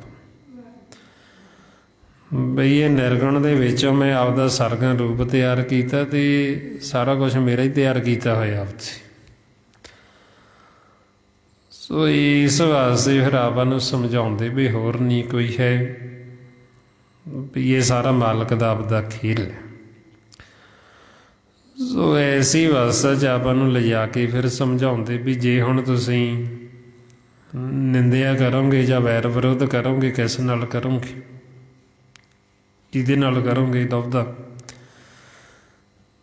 ਬਈ ਜਿਹੜਾ ਅੰਦਰ ਵਸਦਾ ਉਹਦੇ ਨਾਲ ਕਰੋਗੇ ਜਾਂ ਇਹਨਾਂ 'ਚੋਂ ਕਿਸੇ ਨਾਲ ਕਰੋਗੇ, ਕਿਹਦੇ ਨਾਲ ਕਰੋਗੇ, ਕਿਉਂਕਿ ਸਾਰਾ ਕੁਛ ਤਾਂ ਮਾਲਕ ਦਾ ਹੀ ਪੈਦਾ ਕੀਤਾ ਹੋਇਆ। ਜੇ ਅਸੀਂ ਕਿਸੇ ਨੂੰ ਮੰਦਾ ਆਖਾਂਗੇ, ਮੰਦਾ ਕਿਹਨੂੰ ਆਖਾਂਗੇ, ਕਿਹਨੂੰ ਮਾੜਾ ਆਖਾਂਗੇ, ਕਿਉਂਕਿ ਸਾਰਾ ਕੁਛ ਤਾਂ ਉਹਨੇ ਪੈਦਾ ਕੀਤਾ, ਮਾਲਕ। ਸੋ ਐਸੀ ਅਵਸਥਾ 'ਚ ਫਿਰ ਭਗਤਾਂ ਨੇ ਆਖਿਆ ਬਈ ਸਾਰੇ ਜੀਵ ਤੇਰੇ ਵਿੱਚ ਨੇ, ਤੂੰ ਸਭਨਾਂ ਦੇ ਵਿੱਚ, ਸਾਰਾ ਕੁਛ ਤੇਰੇ ਵਿੱਚ ਹੀ ਚੱਲ ਰਿਹਾ। ਮਹਾਰਾਜ ਕਹਿੰਦੇ, ਫਰੀਦਾ ਖਾਲਕ ਖਲਕ ਮੈਂ, ਖਾਲਕ ਵਸੇ ਰੱਬ ਮਾਹੇ, ਮੰਦਾ ਕਿਸ ਨੂੰ ਆਖੀਏ ਜੋ ਤੁਝ ਬਿਨ ਕੋਈ ਨਾਹੀਂ। ਬਈ ਮੰਦਾ ਦਾ ਤਾਂ ਆਖਾ ਜੇ ਤੇਰੇ ਤੋਂ ਬਿਨਾਂ ਕੋਈ ਹੋਰ ਹੋਵੇ, ਸਾਰਾ ਕੁਛ ਤਾਂ ਤੇਰਾ ਹੀ ਪੈਦਾ ਕੀਤਾ ਹੋਇਆ ਤੇ ਤੂੰ ਹੀ ਹੋ। ਸੋ ਇਹੋ ਫਿਰ ਮਹਾਰਾਜ ਸਮਝਾਉਂਦੇ ਵੀ ਕਿਸੇ ਨਾਲ ਵੈਰ ਵਿਰੋਧ ਨਾ ਕਰ, ਜੇ ਕਰੋਗੇ ਤਾਂ ਕਿਹਦੇ ਨਾਲ ਕਰੋਗੇ, ਮਾਲਕ ਦੇ ਨਾਲ, ਬ੍ਰਹਮ ਦੇ ਨਾਲ, ਵੀ ਜਿਹਨੇ ਸਾਰਾ ਕੁਛ ਪੈਦਾ ਕੀਤਾ। ਮਹਾਰਾਜ ਕਹਿੰਦੇ, ਵਾਹ ਵਾਹ ਵੈਰ ਵਿਰੋਧ ਨ ਕਰੀਏ ਕਾਹੂ, ਘਾਟ ਘਾਟ ਅੰਤਰ ਬ੍ਰਹਮ ਸਮਾਹੂ। ਬਈ ਜਿੰਨੇ ਵੀ ਘਾਟ ਸਭ ਦੇ ਅੰਦਰ ਬ੍ਰਹਮ ਹੀ ਤਾਂ ਹੈ, ਮਾਲਕ ਹੀ ਤਾਂ ਹੈ, ਉਹਨੇ ਆਪਦਾ ਸਰਗੁਣ ਰੂਪ ਦਾ ਪ੍ਰਗਟ ਕੀਤਾ। ਸੋ ਇਸ ਲਈ ਫਿਰ ਆਪਾਂ ਨੂੰ ਸਮਝਾਉਂਦੇ ਵੀ ਇਹਦੀ ਸਮਝ ਸਾਨੂੰ ਫੇਰ ਲੱਗਦੀ ਵੀ ਜਿਉਂ-ਜਿਉਂ ਹੁਣ ਅਸੀਂ ਜੋ ਗੁਰਬਾਣੀ ਗੁਰੂ ਸਾਨੂੰ ਸਮਝਾਉਂਦੇ, ਨਾਲ ਨਾਲ ਮਨ ਨੂੰ ਗਿਆਨ ਦੀ ਮੱਤ, ਗੁਰੂ ਦੀ ਮੱਤ ਦੇਵਾਂਗੇ ਅਤੇ ਨਾਲ ਨਾਲ ਸਿਮਰਨ ਕਰਾਂਗੇ। ਜਿਉਂ-ਜਿਉਂ ਅਭਿਆਸ ਕਰਾਂਗੇ ਤਿਉਂ-ਤਿਉਂ ਸਾਨੂੰ ਫਿਰ ਇਹ ਸਮਝ ਆਉਣੀ। ਫਿਰ ਸਾਡਾ ਮਨ ਜਦੋਂ ਨਿਰਮਲ ਹੋ ਗਿਆ, ਫਿਰ ਇਹ ਆਪਾਂ ਸਮਰਪਣ ਕਰਦਾ, ਫਿਰ ਇਹ ਮੰਨਦਾ ਵੀ ਜੋ ਕਰ ਰਿਹਾ ਮਾਲਕ ਤੂੰ ਕਰ ਰਹੀ। ਇਸੀ ਅਵਸਥਾ 'ਚ ਜਦੋਂ ਬਾਬਾ ਕਬੀਰ ਜੀ ਚਲੇ ਗਏ, ਫਿਰ ਉਹਨਾਂ ਨੇ ਆਖਿਆ, ਕਬੀਰ ਨਾ ਹਮ ਕੀਆ ਨਾ ਕਰੇਂਗੇ, ਨਾ ਕਰ ਸਕੇ ਸਰੀਰ, ਕਿਆ ਜਾਨੋ ਕਿਛ ਹਰ ਕੀਆ, ਭਇਓ ਕਬੀਰ ਕਬੀਰ। ਵੀ ਨਾ ਤਾਂ ਅਸੀਂ ਕੁਛ ਕੀਤਾ, ਨਾ ਹੀ ਸਰੀਰ ਕਰਨ ਜੋਗੇ ਸੀ, ਵੀ ਤਾਂ ਜੋ ਵੀ ਕੀਤਾ ਮਾਲਕ ਨੇ ਕੀਤਾ। ਸੋ ਇਹੋ ਹੁਣ ਆਪਾਂ ਨੂੰ ਸਮਝਾਉਂਦੇ ਵੀ ਅਸੀਂ ਉਹਨੂੰ ਸਾਰਾ ਕੁਛ ਅਰਪਣ ਕਰਨਾ, ਮਾਲਕ ਨੂੰ ਜਿਹਦਾ ਹੈਗਾ। ਮਹਾਰਾਜ ਕਹਿੰਦੇ ਵੀ ਪਰਾਈ ਵਸਤੂ ਹੋਵੇ, ਸਾਨੂੰ ਪਤਾ ਵੀ ਹੋਵੇ ਵੀ ਸਾਡੀ ਨਹੀਂ ਹੈ, ਅਸੀਂ ਫਿਰ ਵੀ ਉਹਦੇ 'ਤੇ ਆਪਦਾ ਹੱਕ ਜਤਾਈਏ ਅਤੇ ਫਿਰ ਵੀ ਅਸੀਂ ਉਹਦੇ 'ਤੇ ਕਬਜ਼ਾ ਕਰਨਾ ਚਾਹੀਏ। ਉਹ ਫਿਰ ਸਾਡੇ ਮਨ ਨੂੰ ਸੁੱਖ ਨਹੀਂ ਮਿਲੇਗਾ। ਸੁੱਖ ਫੇਰ ਮਿਲੇਗਾ ਜਿਹਦੀ ਹੈਗੀ ਉਹਨੂੰ ਵਾਪਸ ਕਰਦੀ। ਇਹੋ ਮਹਾਰਾਜ ਸਮਝਾਉਂਦੇ, ਕਹਿੰਦੇ ਪਰਾਈ ਅਮਾਨ ਕਿਉਂ ਰੱਖੀਏ, ਦਿੱਤੀ ਹੀ ਸੁੱਖ ਹੋਏ। ਬਈ ਪਰਾਈ ਅਮਾਨਤ ਹੈ ਜਿਹੜੀ, ਬਈ ਉਹ ਕਿਉਂ ਰੱਖੀਏ, ਜਿਹਦੀ ਹੈ ਉਹਨੂੰ ਵਾਪਸ ਕਰ ਦਿਆਂਗੇ ਅਤੇ ਅਸੀਂ ਸੁਖੀ ਹੋ ਜਾਵਾਂਗੇ। ਹੁਣ ਇਸ ਲਈ ਹੁਣ ਸਾਡੇ ਵਿੱਚ ਸਾਡਾ ਕੁਛ ਹੈ ਨਹੀਂ, ਪਰ ਸਾਨੂੰ ਭਰਮ ਪਿਆ ਹੋਇਆ, ਅਸੀਂ ਕਹਿੰਦੇ ਸਾਡਾ ਹੈ। ਅਤੇ ਜਿਹਦਾ ਹੈਗਾ ਮਾਲਕ ਦਾ, ਜਦੋਂ ਉਹਨੂੰ ਸੌਂਪ ਦਾਂਗੇ ਅਤੇ ਅਸੀਂ ਸੁਖੀ ਹੋ ਜਾਵਾਂਗੇ, ਸਾਡੇ ਮਨ ਨੂੰ ਸੁੱਖ ਹੈ, ਫਿਰ ਸਾਨੂੰ ਆਨੰਦ ਹੈ। ਆਈਆਂ ਮਹਾਰਾਜ ਕਹਿੰਦੇ ਪਰਾਈ ਅਮਾਨ ਕਿਉਂ ਰੱਖੀਏ, ਦਿੱਤੀ ਹੀ ਸੁੱਖ ਹੋਈ, ਵੀ ਜਦੋਂ ਦੇ ਦਾਂਗੇ ਤਾਂ ਸੁਖੀ ਹੋ ਜਾਵਾਂਗੇ। ਹੁਣ ਇਹ ਦੇਣ ਵਾਸਤੇ ਸਾਰਾ ਕੁਛ ਮਾਲਕ ਨੂੰ ਆਪਣਾ ਆਪਾਂ ਸਮਰਪਣ ਕਰਨ ਵਾਸਤੇ, ਸਾਨੂੰ ਇਹ ਸਿਮਰਨ ਕਰਨਾ ਪੈਂਦਾ, ਫਿਰ ਇਹ ਆਪਾਂ ਸਮਰਪਣ ਹੁੰਦਾ। ਆਓ ਹੁਣ ਜੋ ਮਹਾਰਾਜ ਆਪਾਂ ਨੂੰ ਦੱਸ ਰਹੇ ਸਿਮਰਨ ਅਭਿਆਸ, ਆਓ ਸਾਰੇ ਗੁਰਮੁਖ ਪਿਆਰੇ ਕਰੋ ਜੀ ਸ਼ੁਰੂ। ਵਾਹਿਗੁਰੂ ਵਾਹਿਗੁਰੂ ਵਾਹਿਗੁਰੂ ਵਾਹਿਗੁਰੂ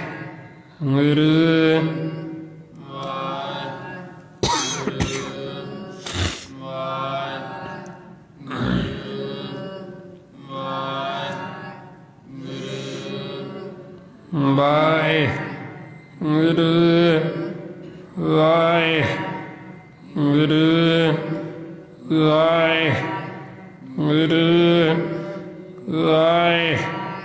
ਵਾਹਿਗੁਰੂ ਵਾਹਿਗੁਰੂ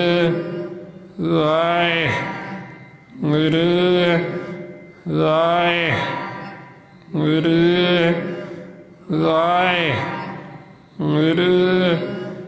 ਵਾਹਿਗੁਰੂ ਵਾਹਿਗੁਰੂ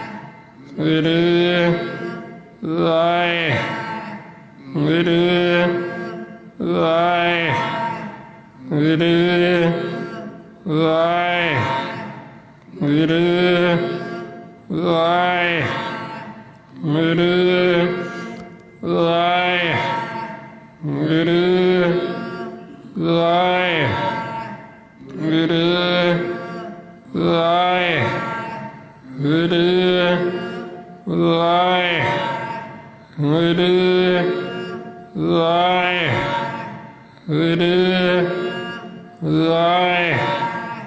ਵਾਹਿਗੁਰੂ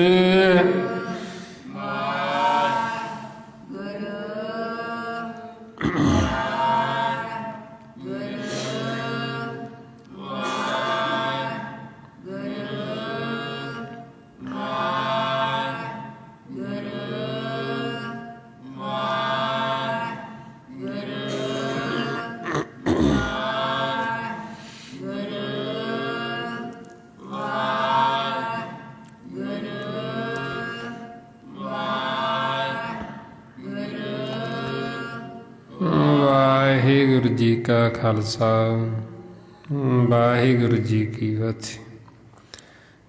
ਇਸ ਤਰੀਕੇ ਨਾਲ ਗੁਰਮੁਖੋ ਜਦੋਂ ਆਪਾਂ ਇਹ ਅਭਿਆਸ ਕਰਦੇ ਹਾਂ, ਫਿਰ ਇਹ ਸਾਡਾ ਜਿਹੜਾ ਮਨ ਇੱਥੇ ਸੁੱਤਾ ਹੋਇਆ ਮਾਇਆ ਦੇ ਘਰ ਜਾ ਕੇ ਸੌਂ ਜਾਂਦਾ, ਫਿਰ ਇਹ ਸੁੱਤਾ ਹੋਇਆ ਜਾਗੇਗਾ, ਅਤੇ ਜਦੋਂ ਜਾਗੇਗਾ ਇਹਨੂੰ ਫਿਰ ਇਹ ਸਾਰੀ ਸਮਝ ਲੱਗਣੀ। ਜਦ ਤੱਕ ਸੁੱਤਾ ਹੋਇਆ ਉਹਨਾਂ ਸਮਾਂ ਨੂੰ ਸਮਝ ਨਹੀਂ ਆਉਂਦੀ ਵੀ ਕੀ ਸਮਝਾਉਂਦੇ, ਕੀ ਕਹਿ ਰਹੇ ਨੇ। ਹੁਣ ਇਸ ਲਈ ਫਿਰ ਆਪਾਂ ਨੂੰ ਸਮਝਾਉਂਦੇ ਮਨ ਨੂੰ ਵੀ ਤੂੰ ਸੁੱਤਾ ਨਾ ਰਹੇ, ਤੂੰ ਜਾਗ। ਮਾਲਕ ਬੋਲ ਰਿਹਾ ਸਾਡੇ ਅੰਦਰ, ਆਵਾਜ਼ ਦੇ ਰਿਹਾ ਇੱਥੋਂ ਮਹਿਲ ਦੇ ਵਿੱਚ। ਮਨ ਇੱਥੇ ਆ ਕੇ ਸੁੱਤਾ ਪਿਆ। ਇਸ ਲਈ ਫਿਰ ਕਹਿੰਦੇ ਜਾਗ ਸਲੋਨੜੀਏ ਬੋਲੇ ਗੁਰਬਾਣੀ ਰਾਮ, ਦਿਨ ਸੁਣ ਮਨ ਅੜੀ ਅਕਥ ਕਹਾਣੀ ਰਾਮ। ਬਈ ਮਾਲਕ ਬੋਲ ਰਿਹਾ, ਮਨ ਨੂੰ ਕਹਿੰਦੇ ਵੀ ਜਾਗ, ਜਾ ਕੇ ਸੁਣ ਮਾਲਕ ਦੀ ਆਵਾਜ਼। ਮਾਲਕ ਕਥਾ ਕਰ ਰਿਹਾ, ਉਹ ਕਥਾ ਨੂੰ ਸੁਣ। ਹੁਣ ਇਹ ਮਨ ਸੁਣੇਗਾ ਤਾਂ ਹੀ ਜੇ ਜਾਗਤ ਅਵਸਥਾ 'ਚ ਆਏਗਾ, ਜੇ ਜਾਗੇਗਾ ਫਿਰ ਸੁਣੇਗਾ। ਜਿਵੇਂ ਹੁਣ ਆਪਾਂ ਤਨ ਕਰਕੇ ਇੱਥੇ ਸੌਂ ਜਾਈਏ, ਸੁਤਿਆਂ ਨੂੰ ਆਪਾਂ ਜੋ ਮਰਜ਼ੀ ਸੁਣਾਈ ਚੱਲੀਏ, ਇੱਥੇ ਸੁੱਤੇ ਪਏ, ਸੁੱਤੇ ਨੂੰ ਕੀ ਪਤਾ ਵੀ ਕੀ ਸੁਣਾਉਂਦੇ। ਔਰ ਇਸੇ ਤਰ੍ਹਾਂ ਹੀ ਸਾਡਾ ਮਨ ਹੈ, ਜਦੋਂ ਮਨ ਇੱਥੇ ਹੁੰਦਾ ਇੱਥੇ ਆ ਕੇ ਸੌਂ ਜਾਂਦਾ, ਫਿਰ ਇਹਨੂੰ ਨਹੀਂ ਪਤਾ ਲੱਗਦਾ ਵੀ ਗੁਰਬਾਣੀ ਗੁਰੂ ਕੀ ਕਹਿੰਦੇ ਨੇ, ਕੀ ਸਮਝਾਉਂਦੇ ਨੇ, ਫਿਰ ਇਹਨੂੰ ਸਮਝ ਨਹੀਂ ਲੱਗਦੀ। ਇੱਥੇ ਸਮਝ ਇਹਨੂੰ ਫੇਰ ਲੱਗੇਗੀ ਜਦੋਂ ਇੱਥੋਂ ਜਾਗੇਗਾ। ਜਾਗੇਗਾ ਫੇਰ ਜੇ ਹੁਣ ਇਹ ਸਿਮਰਨ ਕਰੇਗਾ। ਜਦ ਤੱਕ ਸਿਮਰਨ ਨਹੀਂ ਕਰਦਾ ਉਹਨਾਂ ਸਮਾਂ ਜਾਗਦਾ ਨਹੀਂ। ਸੋ ਤਾਂ ਫਿਰ ਮਨ ਨੂੰ ਕਹਿੰਦੇ ਮਹਾਰਾਜ ਸਮਝਾਉਂਦੇ, ਸਿਮਰ ਸਿਮਰ ਸਿਮਰ ਗੁਰ ਆਪਣਾ ਸੋਇਆ ਮਨ ਜਗਾਈ। ਬਈ ਸਿਮਰਨ ਕਰਕੇ ਸੁੱਤੇ ਹੋਏ ਮਨ ਨੂੰ ਜਗਾਉਣਾ। ਜਦੋਂ ਮਨ ਜਾਗ ਪਿਆ ਫਿਰ ਇਹਨੂੰ ਇਹ ਸਾਰੀ ਸਮਝ ਲੱਗ ਜਾਂਦੀ। ਜਿਹੜਾ ਮਨ ਜਾਗਿਆ, ਇਹ ਜਾਗੇ ਮਨ ਦੀ ਨਿਸ਼ਾਨੀ, ਉਹ ਫਿਰ ਕਿਸੇ ਨਾਲ ਦੁਬਦਾ ਨਹੀਂ ਕਰਦਾ, ਉਹ ਕਿਸੇ ਦੀ ਨਿੰਦਿਆ ਨਹੀਂ ਕਰਦਾ, ਕਿਸੇ ਨਾਲ ਵੈਰ ਵਿਰੋਧ ਨਹੀਂ ਕਰਦਾ, ਉਹ ਕਿਸੇ ਨੂੰ ਫਿੱਕੇ ਬੋਲ ਨਹੀਂ ਬੋਲੇਗਾ, ਉਹ ਕਿਸੇ ਨੂੰ ਮਾੜਾ ਨਹੀਂ ਬੋਲੇਗਾ। ਇਹ ਜਾਗੇ ਹੋਏ ਮਨ ਦੀ ਨਿਸ਼ਾਨੀ। ਜਿਹੜਾ ਜਾਗ ਪਿਆ ਉਹਨੇ ਸਭ ਦੇ ਵਿੱਚ ਇਹਨੂੰ ਦੇਖਣਾ, ਆਤਮਾ ਨੂੰ, ਜਿਹਨੂੰ ਮਹਾਰਾਜ ਕਹਿੰਦੇ ਉਰ ਧਾਰੇ ਜੋ ਅੰਤਰ ਨਾਮ, ਸਰਬ ਮੈਂ ਭੇਖੇ ਭਗਵਾਨ, ਨੈਮਖ ਨੈਮਖ ਠਾਕਰ ਨਮਸਕਾਰੇ, ਨਾਨਕ ਅਪਰ ਸਗਲ ਨਿਸਤਾਰੇ। ਬਈ ਜਿਹੜਾ ਮਨ ਜਾਗ ਪਿਆ ਉਹ ਜਦੋਂ ਮਾਲਕ ਦਾ ਇਹ ਸਰਗਰ ਰੂਪ ਹੈ, ਸਰਗਰ ਰੂਪ ਨੂੰ ਦੇਖਦਾ, ਇਹਨੂੰ ਵੀ ਸੀਸ ਝੁਕਾਉਂਦਾ, ਫਤਿਹ ਬੁਲਾਉਂਦਾ ਵੀ ਅੰਦਰ ਬੈਠੀ। ਸਾਹਮਣੇ ਨਿਰਗੁਣ ਹੈ, ਮਾਲਕ ਸਵਾਸ ਦੇ ਰਿਹਾ, ਤੇ ਨਿਰਗੁਣ ਨੂੰ ਵੀ ਸੀਸ ਝੁਕਾਉਂਦਾ, ਉਹਨੂੰ ਵੀ ਫਤਿਹ ਬੁਲਾਉਂਦਾ। ਸੋ ਇਸ ਵਾਸਤੇ ਜਿਹੜਾ ਮਨ ਜਾਗ ਪਿਆ ਉਹਦਾ ਸੀਸ ਝੁਕਦਾ ਹੀ ਰਹਿੰਦਾ। ਕਿਹਦੇ ਅੱਗੇ? ਮਾਲਕ ਅੱਗੇ, ਪਰਮੇਸ਼ਰ ਅੱਗੇ। ਅਤੇ ਉਹ ਜਿਹਦੇ ਅੱਗੇ ਵੀ ਸੀਸ ਝੁਕਾਉਂਦਾ, ਉਹ ਮਾਲਕ ਦਾ ਰੂਪ ਜਾਣ ਕੇ, ਮਾਲਕ ਨੂੰ ਦੇਖ ਕੇ ਹੀ ਫਿਰ ਹੀ ਉਹ ਝੁਕਾਉਂਦਾ। ਸੋ ਇਸ ਅਵਸਥਾ ਦੇ ਵਿੱਚ ਹੀ ਫਿਰ ਜਦੋਂ ਮਨ ਜਾਗ ਪੈਂਦਾ, ਫਿਰ ਗੁਰਮੁਖਾਂ ਨੇ ਆਖਿਆ ਬਈ ਇਹ ਹਰੀ ਦਾ ਮੰਦਰ ਹੈ, ਇਹਦੇ ਵਿੱਚ ਮਾਲਕ ਵਸਦਾ। ਹਰ ਮੰਦਰ ਇਹੋ ਸਰੀਰ ਹੈ, ਗਿਆਨ ਰਤਨ ਪ੍ਰਗਟ ਹੋਈ, ਹਰ ਮੰਦਰ ਮੇਂ ਹਰ ਵਸੇ, ਸਰਬ ਨਿਰੰਤਰ ਸੋਈ। ਬਈ ਇਹ ਹਰੀ ਦਾ ਮੰਦਰ ਹੈ, ਇਹਦੇ 'ਚ ਮਾਲਕ ਵਸਦਾ। ਅਤੇ ਜਦੋਂ ਸਾਨੂੰ ਇਹ ਗਿਆਨ ਹੁੰਦਾ, ਗਿਆਨ ਨੂੰ ਰਤਨ ਕਹਿੰਦੇ, ਬ੍ਰਹਮ ਦਾ ਗਿਆਨ ਇਹ ਰਤਨ ਹੈ। ਜਦੋਂ ਇਹ ਸਾਨੂੰ ਰਤਨ ਗਿਆਨ ਹੋਏਗਾ ਤਾਂ ਫਿਰ ਪਤਾ ਲੱਗਣਾ ਵੀ ਇਹ ਹਰੀ ਦਾ ਮੰਦਰ, ਵੀ ਇਹਦੇ ਵਿੱਚ ਮਾਲਕ ਆਪ ਬੋਲ ਰਹੇ, ਮਾਲਕ ਦੇਖ ਰਹੇ। ਜਦੋਂ ਗੁਰੂ ਅਮਰਦਾਸ ਜੀ ਮਹਾਰਾਜ, ਉਹਨਾਂ ਦਾ ਮਨ ਇਸੇ ਤਰ੍ਹਾਂ ਸਹਿਜ ਵਿੱਚ ਗਿਆ, ਉਹਨਾਂ ਨੇ ਦੇਖਿਆ ਅਤੇ ਫਿਰ ਉਹਨਾਂ ਦੇ ਮਨ 'ਚ ਇੰਨਾ ਚਾਅ ਪੈਦਾ ਹੋਇਆ, ਫਿਰ ਉਹ ਸਾਨੂੰ ਚਾਅ ਦੇ ਵਿੱਚ ਦੱਸਣ ਲੱਗੇ। ਮਨ ਚਾਉ ਪਿਆ ਪ੍ਰਭ ਅਗੰਮ ਸੁਣਿਆ, ਹਰ ਮੰਗਲ ਗਾਓ ਸਖੀ, ਗ੍ਰਹਿ ਮੰਦਰ ਬਣਿਆ। ਵੀ ਇਹ ਤਾਂ ਮਾਲਕ ਦਾ ਮੰਦਰ ਹੈ, ਹਰ ਮੰਦਰ ਹੈ, ਇਹਦੇ ਵਿੱਚ ਮਾਲਕ ਬੋਲ ਰਹੇ, ਮਾਲਕ ਬੈਠੇ ਇਹਦੇ ਵਿੱਚ। ਸੋ ਇਸ ਵਾਸਤੇ ਫਿਰ ਆਪਾਂ ਨੂੰ ਸਮਝਾਉਂਦੇ ਵੀ ਇਹ ਹਰੀ ਦਾ ਮੰਦਰ ਉੱਪਰ ਇੱਕ ਆਇਤ, ਫਿਰ ਇਹ ਜਿਹੜਾ ਖਾਲੀ ਖਲਾਏ ਨੂੰ ਵੀ ਹਰੀ ਦਾ ਮੰਦਰ ਕਹਿੰਦੇ। ਹਰ ਮੰਦਰ ਇਹੋ ਜਗਤ ਹੈ, ਗੁਰ ਬਿਨ ਘੋਰ ਅੰਧਾਰ, ਦੂਜਾ ਭਾਵ ਕਰ ਪੂਜਦੇ ਮਨਮੁਖ ਅੰਧਕ ਵਾਰ। ਜਿਹੜੇ ਤਾਂ ਮਨਮੁਖ ਉਹ ਇੱਥੇ ਸੁੱਤੇ ਹੋਣ ਕਰਕੇ ਉਹ ਦੂਜੇ ਦੀ ਪੂਜਾ ਕਰਦੇ, ਮਾਇਆ ਦੀ ਨਾ ਭੇਦ ਹੋਣ ਕਰਕੇ। ਜਿਹੜੇ ਗੁਰਮੁਖ ਉਹਨਾਂ ਨੂੰ ਭੇਦ ਆ ਗਿਆ ਵੀ ਇਹਦਾ ਹਰੀ ਦਾ ਮੰਦਰ ਅਤੇ ਮਾਲਕ ਹੀ ਮਾਲਕ, ਹਰ ਪਾਸੇ, ਅੰਦਰ ਵੀ ਅਤੇ ਬਾਹਰ ਵੀ ਚਾਰ ਚੁਫੇਰੇ। ਸੋ ਤਾਂ ਫਿਰ ਆਪਾਂ ਨੂੰ ਸਮਝਾਉਂਦੇ ਬਈ ਤੁਸੀਂ ਹੁਣ ਜਾਗੋ ਤੇ ਜਾ ਕੇ ਪਹਿਚਾਣ ਕਰੋ ਆਪਣੇ ਆਪੇ ਦੀ ਤੇ ਮਾਲਕ ਦੀ। ਇਹੋ ਮਨ ਨੂੰ ਸਮਝਾਉਂਦੇ, ਮਨ ਤੋਂ ਜੋਤ ਸਰੂਪ ਹੈ ਆਪਣਾ ਮੂਲ ਪਛਾਣ। ਮਨ ਹਰ ਜੀ ਤੇਰੇ ਨਾਲ ਹੈ, ਗੁਰਮਤੀ ਰੰਗ ਮਾਣ। ਬਈ ਮਾਲਕ ਸਾਤੋਂ ਕੋਈ ਦੂਰ ਨਹੀਂ, ਉਹ ਹਰ ਸਮੇਂ ਸਾਡੇ ਨਾਲ ਹੈ, ਸਾਡੇ ਅੰਦਰ ਵੀ ਤੇ ਬਾਹਰ ਵੀ ਚਾਰ ਚੁਫੇਰੇ। ਹੁਣ ਪਰ ਉਹ ਸੱਚ ਦਾ ਰੰਗ, ਮਾਲਕ ਦਾ ਰੰਗ ਅਸੀਂ ਤਾਂਹੀਓ ਮੰਨ ਸਕਦੇ ਜੇ ਗੁਰੂ ਦੀ ਮੱਤ ਲਵਾਂਗੇ। ਜੇ ਗੁਰੂ ਦੀ ਮੱਤ ਲੈ ਕੇ ਚੱਲਾਂਗੇ ਫਿਰ ਸਾਡੇ ਉੱਤੇ ਸੱਚ ਦਾ ਰੰਗ ਚੜ੍ਹੇਗਾ, ਮਾਲਕ ਤੋਂ। ਜਦੋਂ ਆਪਦੀ ਮੱਤ ਦੁਆਰਾ ਚੱਲਦੇ ਫਿਰ ਮਾਇਆ ਦਾ ਰੰਗ ਚੜ੍ਹ ਜਾਂਦਾ। ਇਹ ਮਾਇਆ ਦੇ ਵਿੱਚ ਇੱਥੇ ਝੂਠ ਕਹਿੰਦੇ, ਇਹਨੂੰ ਕੱਚਾ ਰੰਗ ਕਹਿੰਦੇ, ਕਸੁੰਭ ਦਾ ਰੰਗ, ਮਾਇਆ ਦਾ ਰੰਗ। ਕੱਚਾ ਰੰਗ ਕਸੁੰਭ ਕਾ ਥੋੜੜਿਆਂ ਦਿਨ ਚਾਰ। ਵੀ ਇਹ ਬਹੁਤਾ ਸਮਾਂ ਨਹੀਂ ਰਹਿੰਦਾ, ਲੈ ਜਾਂਦਾ, ਲੱਥ ਜਾਂਦਾ। ਜਿਹੜਾ ਸੱਚ ਦਾ ਰੰਗ ਮਾਲਕ ਦਾ ਉਹ ਲੈਂਦਾ ਨਹੀਂ ਹੈ, ਉਹਨੂੰ ਮਜੀਠ ਦਾ ਰੰਗ ਕਹਿੰਦੇ, ਗੂੜਾ ਰੰਗ। ਜਦੋਂ ਚੜ੍ਹ ਗਿਆ ਮਨ ਤੇ ਉਹਨੇ ਲੈਣਾ ਹੀ। ਸੋ ਤਾਂ ਫਿਰ ਆਪਾਂ ਨੂੰ ਸਮਝਾਉਂਦੇ ਵੀ ਉਹ ਰੰਗ ਸਾਡੇ ਉੱਤੇ ਤਾਂਹੀਓ ਚੜ੍ਹੇਗਾ ਜਦੋਂ ਅਸੀਂ ਗੁਰੂ ਦੀ ਮੱਤ ਲਵਾਂਗੇ। ਫਿਰ ਨਾਮ ਦਾ ਰੰਗ, ਸੱਚ ਦਾ ਰੰਗ ਚੜ੍ਹ ਜੇਗਾ। ਜਦੋਂ ਆਪਦੀ ਮੱਤ ਦੁਆਰਾ ਚੱਲਦਾ ਫਿਰ ਇਹ ਮਾਇਆ ਦੇ ਰੰਗ ਚੜ੍ਹ ਜਾਂਦੇ। ਸੋ ਤਾਂ ਫਿਰ ਆਪਾਂ ਨੂੰ ਸਮਝਾਉਂਦੇ ਸੱਚੇ ਪਾਤਸ਼ਾਹ ਵੀ ਇਹ ਇੱਕ ਖੇਲ ਹੈ। ਇਹ ਸਤ ਸੰਗਤ ਨੂੰ ਇਹ ਸਕੂਲ ਦਾ ਨਾਮ ਦਿੱਤਾ। ਸਕੂਲ ਦੇ ਵਿੱਚ ਹੁਣ ਜਦੋਂ ਅਸੀਂ ਆਉਂਦੇ, ਮਹਾਰਾਜ ਸਕੂਲ ਨੂੰ ਚਟਸਾਲ ਕਹਿੰਦੇ। ਬਈ ਚਟਸਾਲ ਵੀ ਆਪ ਹੀ ਹੈ, ਕਿਉਂਕਿ ਮਾਲਕ ਦਾ ਖੇਲ ਸਾਰਾ ਉਹਨੇ ਸ਼ੁਰੂ ਕੀਤਾ ਹੋਇਆ। ਚਟਸਾਲ ਸਕੂਲ ਵੀ ਆਪ। ਪਾਂਧਾ ਕਹਿੰਦੇ ਪੜ੍ਹਾਉਣ ਵਾਲੇ ਨੂੰ, ਟੀਚਰ, ਉਹਨੂੰ ਕਹਿੰਦੇ ਪਾਂਧਾ। ਚਾਟੜੇ ਕਹਿੰਦੇ ਜਿਹੜੇ ਪੜ੍ਹਨ ਵਾਲੇ ਆਉਂਦੇ ਬੱਚੇ। ਮਹਾਰਾਜ ਕਹਿੰਦੇ ਵੀ ਇਹ ਸਾਰਾ ਮੇਰਾ ਖੇਲ ਹੈ, ਬਈ ਆਪੇ ਹੀ ਮੈਂ ਸਮਝਾਉਣ ਵਾਲਾ, ਆਪੇ ਹੀ ਸਮਝਣ ਵਾਲਾ, ਅਤੇ ਸਾਰਾ ਕੁਛ ਆਪੇ ਹੀ ਕਰਨ ਵਾਲਾ। ਸਤਿਗੁਰੂ ਕਹਿੰਦੇ ਆਪੇ ਚਟਸਾਲ, ਆਪੇ ਪਾਂਧਾ, ਆਪੇ ਚਾਟੜੇ ਪੜ੍ਹਨ ਕੋ ਆਣੇ। ਵੀ ਇਹ ਸਾਰਾ ਮੇਰਾ ਆਪਦਾ ਹੀ ਖੇਲ ਆ। ਸੋ ਇਸ ਵਾਸਤੇ ਫਿਰ ਆਪਾਂ ਨੂੰ ਸਮਝਾਉਂਦੇ ਵੀ ਮਾਲਕ ਆਪ ਹੀ ਕਿਰਪਾ ਕਰਦੇ, ਸਭ ਕੁਛ ਆਪੇ ਆਪ, ਦੂਜਾ ਅਵਰ ਨਾ ਕੋਈ। ਜਿਉਂ ਬੁਲਾਵੇਂ ਤਿਉਂ ਬੋਲੀਏ, ਜਿਉਂ ਆਪ ਬੁਲਾਵੇ ਸੋਈ। ਵੀ ਆਪਾਂ ਉਵੇਂ ਬੋਲਦੇ ਜਿਵੇਂ ਉਹ ਬੁਲਾਉਂਦਾ। ਵੀ ਜੋ ਸਮਝਾਉਣਾ ਚਾਹੁੰਦਾ ਉਹ ਮੁੱਖ ਰਾਹੀਂ ਬੋਲ ਦਿੰਦਾ ਵੀ ਆਹ ਗੱਲ ਆਈ ਹੈ ਜੀ।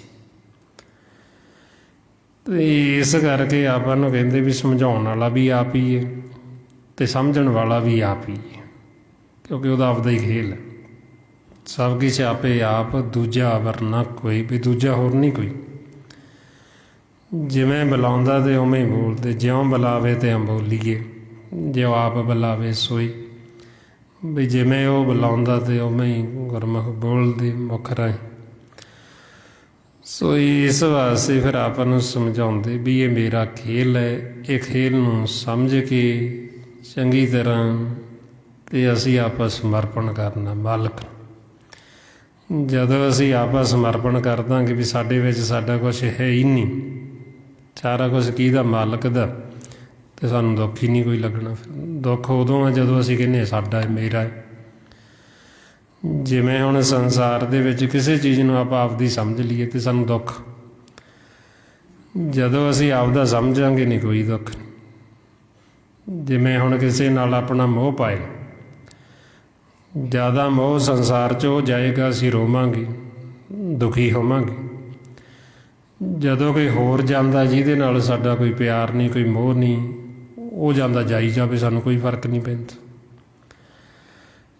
ਕਿਉਂਕਿ ਜਿਹੜੀ ਚੀਜ਼ ਨਾਲ ਅਸੀਂ ਜੁੜ ਜਾਂਦੇ ਹਾਂ, ਜਿਹਨੂੰ ਆਪਦਾ ਸਮਝਦੇ ਹਾਂ, ਫਿਰ ਸਾਨੂੰ ਦੁੱਖ ਸ਼ੁਰੂ ਹੋ ਜਾਂਦਾ।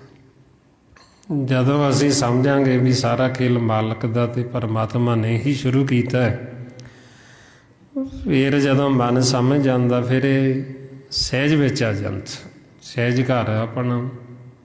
ਫਿਰ ਉੱਥੇ ਦੁੱਖ ਸੁੱਖ ਨਹੀਂ ਲੱਗਦਾ ਸੰਸਾਰ 'ਤੇ। ਸੋ ਇਸ ਲਈ ਹੁਣ ਆਪਾਂ ਇਹ ਕੋਸ਼ਿਸ਼ ਕਰਨੀ ਵੱਧ ਤੋਂ ਵੱਧ ਇਹ ਸਿਮਰਨ ਕਰਨਾ, ਖੇਲ ਨੂੰ ਸਮਝਣ ਵਾਸਤੇ ਗੁਰਬਾਣੀ ਗੁਰੂ ਨੂੰ ਪੜ੍ਹਨਾ, ਵਿਚਾਰਨਾ ਵੀ, ਤਾਂ ਕਿ ਸਾਨੂੰ ਸਮਝ ਲੱਗ ਜੇ ਕੀ ਸਾਨੂੰ ਸਮਝਾਉਣਾ ਚਾਹੁੰਦੇ।